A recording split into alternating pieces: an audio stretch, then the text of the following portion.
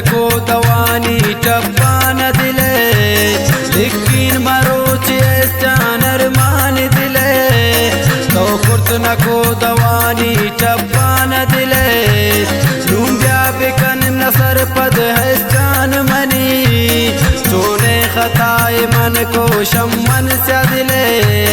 लूंब्या बिकन नसर पद है चान मनी चोने खताए मन को शम्मन से दिले। शायरी गुमा शखारान हैदर ज़ईफ़ बलोच है।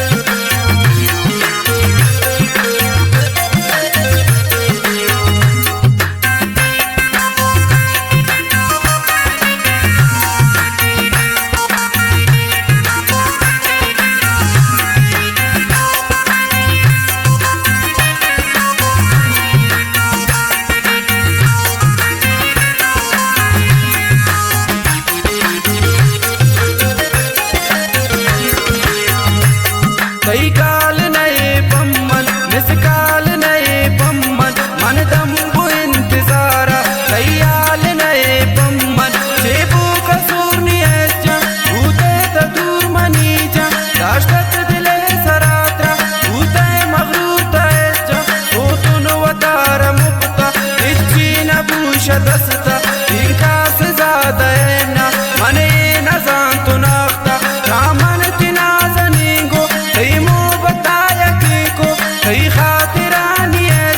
नाराज मंबाज को अंगा वफान कुरते नाशा दिलावती पुरते नी दिल सफात होता अक्कान दिले नी जुरते जोने तो कुरते वादा कम में भी कपायादा कई खातिरा संग दिल मन मेरा दाती ज्यादा लेकिन मरोची ऐसा नरमान दिले तो कुर्त नको दवानी टप्पान दिले लूंगा बिकन नसर पद है जान मनी तूने खताए मन को शम्मन से दिले।